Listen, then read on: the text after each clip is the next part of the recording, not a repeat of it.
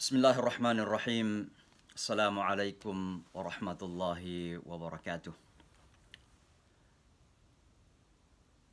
Innal hamdalillah nahmaduhu wa nasta'inuhu wa nastaghfiruh wa nastansuruhu wa nu'minu bihi wa natawakkalu alayh wa na'udzu billahi min syururi anfusina wa min sayyiati a'malina. Man yahdillah fala mudilla lah wa man yudlil fala hadiya lah. Fa asyhadu an la ilaha illallah wahdahu la syarika lah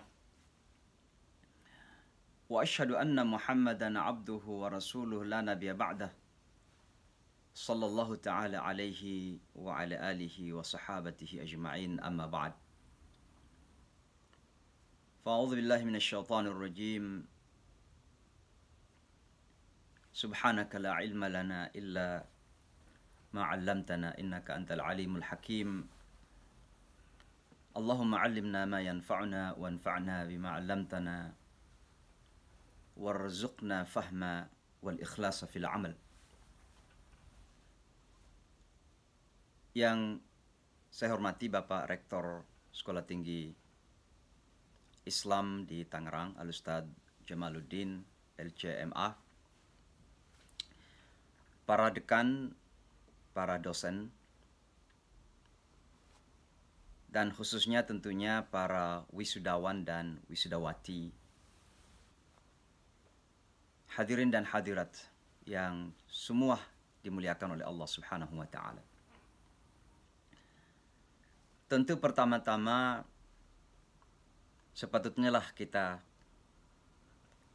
menyampaikan puji syukur kita kepada Allah Subhanahu wa Ta'ala yang tiada henti-hentinya memberikan kasih sayang, rahmah, yang telah memberikan ragam kenikmatan kepada kita semua, sehingga pada kesempatan ini kita semua bisa menghadiri acara penamatan di Sekolah Tinggi Islam Tangerang ini. Hadirin sekalian, tentu berbicara tentang kesyukuran ini, kita membicarakan sesuatu yang sangat esensi dalam agama kita. Karena sesungguhnya syukur itu adalah merupakan esensi keberagamaan. Bahwa segala sesuatu yang ada dalam agama kita dan yang diperintahkan kepada kita, semuanya terbangun sebagai bahagian dari proses untuk kita membangun kesyukuran kita kepada Allah Subhanahu wa Ta'ala. Sehingga Rasulullah sallallahu alaihi wasallam menyimpulkan ketika ditanya oleh istrinya, "Kenapa engkau beribadah sedemikian hebat ya Rasulullah? Kenapa engkau mendedikasikan hidup untuk mengabdi kepada Allah?" Jawaban Rasulullah sallallahu alaihi wasallam, "Bukan karena saya Rasul." Jawabannya bukan karena saya orang yang paling bertakwa. Tapi jawabannya sangat sederhana dan gambaran ketawaduan seorang hamba Allah. Apa kata beliau? "Afala akunu abdan syakura." Maka mudah-mudahan kita selalu termasuk dalam hamba-hambanya yang bersyukur atau belajar bersyukur kepada Allah Subhanahu wa Ta'ala. Salawat dan salam kepada junjungan kita Muhammad sallallahu alaihi wasallam yang telah dihadirkan oleh Allah dalam kehidupan dunia ini menjadi tauladan. Hubungan kita dengan Rasulullah adalah hubungan hati, hubungan jiwa, terbangun di atas asas kecintaan yang kita pilih. Chosen love. Cinta yang kita pilih itu adalah cinta yang terkuat. Dan cinta yang terkuat itulah yang kemudian akan membawa kepada kesiapan untuk taat, kesiapan untuk bahkan membela Rasulullah sallallahu alaihi wasallam. Maka ketika Rasulullah direndahkan, ketika Rasulullah dihina, maka pastinya hati kita akan merasakan sesuatu yang sensitif. Akan terjadi rasa amarah dan emosi. Itu adalah ujian iman. Orang Islam ketika nabinya dicaci, dihina, direndahkan, maka pastilah akan marah. Tapi pada saat yang sama, kita juga sadar bahwa Nabi juga lah yang kemudian memberikan ketauladanan kepada kita bagaimana merespon kepada situasi seperti itu. Maka pada saat yang sama tentu juga kita teruji di dalam hal akhlak dan perilaku kita. Maka mudah-mudahan kita selalu imbang antara iman dan akhlak, bahwa keduanya ada korelasi yang tidak terpisahkan. Bapak dan Ibu sekalian, hadirin yang dimuliakan oleh Allah, Islam sekarang ini sedang berada di persimpangan jalan. Kalau kita melihat kehidupan umat Islam di berbagai negara dunia ini, apakah itu di dunia mayoritas Muslim maupun dunia minoritas Muslim, kita mengakui bahwa kita menghadapi tantangan yang sangat luar biasa. Di dunia minoritas seperti kami di Amerika Serikat, menghadapi Islamofobi yang tak kunjung menurun. Dan terkadang dalam dunia di mana terjadi ekstremisme, termasuk ekstremisme politik, dengan menaiknya political right wingers atau orang-orang yang berpolitik aliran kanan, menjadikan Islamofobia kemudian menjadi-jadi dan meninggi di mana-mana.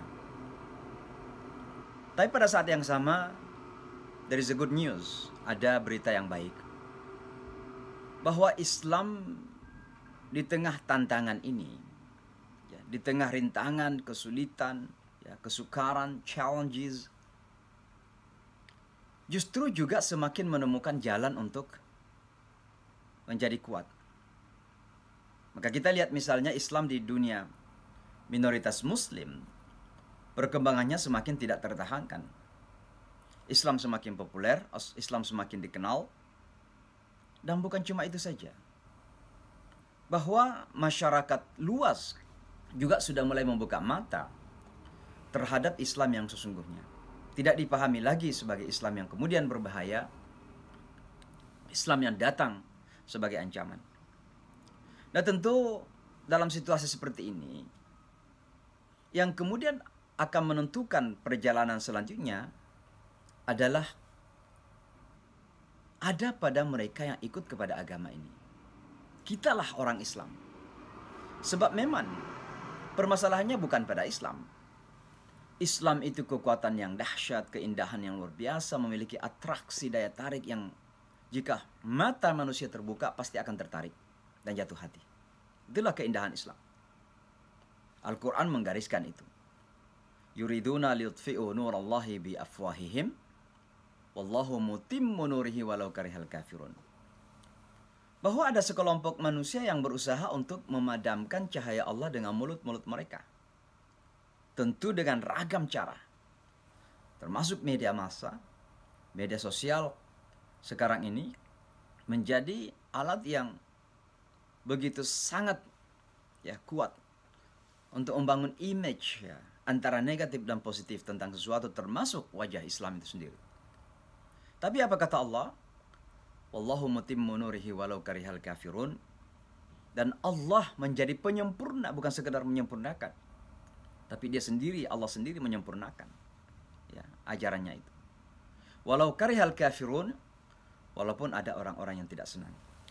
Maka percayalah bahwa Islam ini akan mengalami kejayaan, kesuksesan. Ini adalah masalah waktu dan tentu usaha kita untuk mempercepat proses tersebut. Hadirin sekalian, tentu salah satu pihak yang memiliki kewajiban penting dan seharusnya menyadari peranan ini adalah para perguruan tinggi. Bagaimana untuk kita mendorong dan mempercepat proses kejayaan Islam ini? Perguruan tinggi memiliki peranan yang sangat signifikan. Tapi untuk memainkan peranan yang signifikan itu, tentu ada hal-hal yang harus disadari. Yang pertama adalah para pemain di perguruan tinggi harus memiliki wawasan agama yang benar. Jadi tidak lagi memahami agama ini secara parsial. Sebab permasalahan pokok yang kita hadapi sebagai umat sekarang ini, di antara sekian banyak yang ada itu adalah bahwa Islam kita pandang secara parsial. Dan itu yang kemudian mengantar kepada berbagai macam permasalahan hidup yang kita hadapi. Keterbelakangan, kelemahan, ya, penghinaan, perendahan atau direndahkannya umat ini. Pada umumnya berawal dari pemahaman atau wawasan keislaman yang parsial. Dan ini bukan teori, bukan konsep. Tapi Al-Quran sendiri menggambarkan. Afatu'minuna bi ba'dil kitab wa takfuruna bi ba'd. Fama jaza'u man yaf'alu dhalika minkum illa khizyun fil hayatid dunya. Al-khizyu, kehinaan. Yang sekarang ini sedang dirasakan oleh umat di berbagai belahan dunia adalah akibat bahwa Islam kita pahami secara salah, secara parsial. Berislam di masjid, tidak berislam di pasar. Berislam di bulan Ramadan, bulan yang lain kita indahkan Islam. Keadaan ini kemudian menjadikan orang Islam memiliki double standard personality atau kepribadian yang double standard. Begitu taat di masjid-masjid, tapi lupa Islam di pasar-pasar. Demikian seterusnya. Maka ini yang perlu kita perbaiki pertama kali dalam rangka untuk mengembalikan izzah dan kejayaan Islam ini. Nah tentu ini harus dibuktikan dalam bentuk keseriusan dalam beragama. Sebagaimana perintah Allah kepada Yahya, ya Yahya khudil kitaba biquwah. Wahai Yahya, ambillah kitab suci ini dengan serius. Dengan kekuatan, dengan sungguh-sungguh, dengan komitmen. Nah, ini kemudian dibarengi dengan beberapa hal yang saya akan sebutkan secara singkat saja karena waktu kita terbatas. Nah, tentu yang pertama adalah kita harus kembali kepada fondasi hidup itu. Agar perguruan tinggi bisa memainkan peranan yang signifikan dalam membangun peradaban Islam, maka perguruan tinggi harus kembali kepada fondasi hidup yang diajarkan oleh Islam. Dan fondasi hidup kita adalah mengokohkan keimanan kita kembali. Membangun keyakinan bahwa agama yang kita yakini ini adalah agama kebenaran yang mengantar kepada kejayaan dan kemenangan. Itulah yang digambarkan dalam Al-Quran. Alam tara kaifa daraballahu mathalan kalimatan thayyibah kasyajaratin thayyibah asluha thabitun wa far'uha fis sama'. Tidakkah Anda memperhatikan bagaimana Allah memberikan perumpamaan sebuah pohon yang kokoh, yang indah, yang kuat. Akarnya menghunjam ke dalam tanah. Dahan-dahannya tumbuh sehat, meninggi di atas langit, memberikan buah-buah setiap saat. Itulah keimanan. Bahwa keimanan kita itu adalah unshakable faith, keimanan yang tidak goyah. Ancaman, rintangan, permasalahan yang kita hadapi justru bukan melemahkan, akan semakin menguatkan kita dalam proses kepada kemenangan yang kita cita-citakan bersama itu. Yang kedua tentunya, bahwa untuk kita dapat membangun peradaban ini, diperlukan wawasan yang luas. Dan ini bukan sesuatu yang baru dalam ajaran agama kita. Karena dalam agama Islam yang pertama kali datang kepada Rasulullah Sallallahu Alaihi Wasallam adalah perintah untuk memperkuat pemikiran, memperlebar wawasan. Iqra bismi rabbikal ladzi khalaq. Bacalah dengan nama Tuhanmu yang telah menciptakan. Bahasa lain dari itu adalah buka wawasan, buka mata, buka telinga, buka pemikiran, agar kita menangkap segala fenomena yang terjadi dalam kehidupan ini. Sebab jika tidak, maka tidak saja bahwa kita akan tertinggalkan, kita akan menjadi korban-korban daripada kemajuan dan perubahan-perubahan yang terjadi dalam kehidupan manusia. Dunia kita sekarang adalah dunia keilmuan. Dunia ilmu, science and technology, sains dan teknologi. Dan kalau umat ini tidak membuka wawasan, memahami tentang dunia dan keadaan yang realitas sungguhnya yang terjadi dalam kehidupan ini, maka kita hanya akan menjadi korban-korban atau victims daripada perubahan-perubahan yang terjadi dalam dunia ini. Nah, tentu wawasan ini akan membuka mata kita untuk selalu antisipasi terhadap perubahan-perubahan terjadi. So, perubahan ini begitu drastis, begitu cepat. Dari masa ke masa terjadi perubahan yang terkadang kita tidak antisipasi. Maka orang Islam adalah orang yang paling siap menghadapi perubahan. Orang yang paling antisipatif ya, di dalam menghadapi perubahan-perubahan itu. Itu yang kedua yang kita perlu kita persiapkan. Tentu yang ketiga adalah bagaimana umat ini kita lihat bahwa salah satu hal yang paling menjadi permasalahan krusial yang kita hadapi sekarang adalah permasalahan ekonomi.